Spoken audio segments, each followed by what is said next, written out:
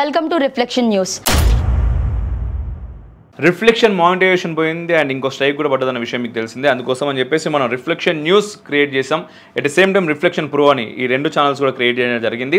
Reflection న్యూస్లో already రెగ్యులర్గా content వస్తుంది అండ్ రిఫ్లెక్షన్ ప్రోలో త్వరలో మీరు ఊహించినంత కంటెంట్ వస్తుంది. సో ఈ రెండు ఛానల్స్ని త్వరగా సబ్స్క్రైబ్ చేసుకోరు. ఎట్ ద సేమ్ టైం ఇప్పుడు చేయబోయే వీడియో మీకు నచ్చినట్టయితే లైక్ చేయరి, షేర్ చేయరి, సబ్స్క్రైబ్ చేయరి, కామెంట్ రూపంలో మీ యొక్క అభిప్రాయాలు తెలియజేయండి. At the same time monetisation లేదు కాబట్టి ఆర్థికంగా కూడా మీ సహకారం నాకు చాలా అవసరం. మీరు పంపే రూపాయి కూడా నాకు చాలా పెద్దది. రీసెంట్ గా జరుగుతున్న Sadhguru and Isha foundation allegations మీద వచ్చిన రీసెంట్ అప్డేట్ ఏంటి అంటే supreme court stays Madras high court order against Isha foundation slams police action.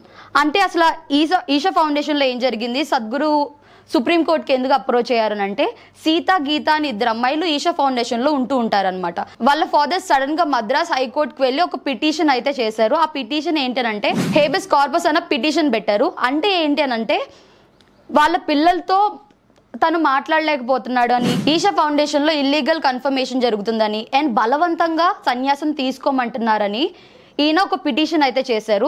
So Madras high court దాన్ని సీరియస్ గా తీసుకొని ఆ పిటిషన్ కన్సిడర్ చేసి ఫైల్ చేసిన తర్వాత 150 పోలీస్ ని అండ్ 3 మెంబర్స్ డిఎస్పీస్ ని అండ్ ఏఎస్పీ ఆఫ్ కోయంబత్తూర్ ని ఒకేసారి అందరినీ ఒక బెటాలియన్ లాగా ఆర్మీ లాగా ఏం చేసింది అని అంటే కోయంబత్తూర్లో ఉన్న ఈషా ఫౌండేషన్ కి పంపించింది.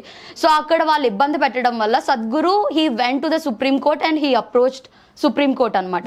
సో ఈ సిచ్యువేషన్లో ఏం జరిగింది అని అంటే మద్రాస్ హైకోర్టు ఇచ్చిన వాటన్నిటినీ ఇప్పుడు ప్రజెంట్ వాళ్ళు ఏం చేస్తున్నారు అని అంటే స్టే అయితే ఇచ్చి chief justice of India D Y Chandrachud ఏం చెప్పారు అని అంటే పోలీస్ చేసిన యాక్షన్ కి అండ్ తిట్టింది కూడా, like you can't go like that, ఒక ప్రాసెస్ ఉంటుంది, you have to take one officer and ఆ ఆఫీసర్తో మాట్లాడించాలి వాళ్ళతో. అండ్ అలానే ఇప్పుడు మేము ఏం చేస్తున్నాము అని అంటే ఒక ఆఫీసర్ని అయితే పంపించి అక్కడున్న ఆ ఇద్దరు అమ్మాయిలతో అండ్ అలానే అక్కడ ఉన్న సన్యాసులతో కూడా మాట్లాడి will cover all the report and ఆ రిపోర్ట్ని బేస్ చేసుకొని మేము ఇన్ఫర్మేషన్ ఏంటన్నది క్యాలిక్యులేట్ చేసి చెప్తామని చెప్పింది.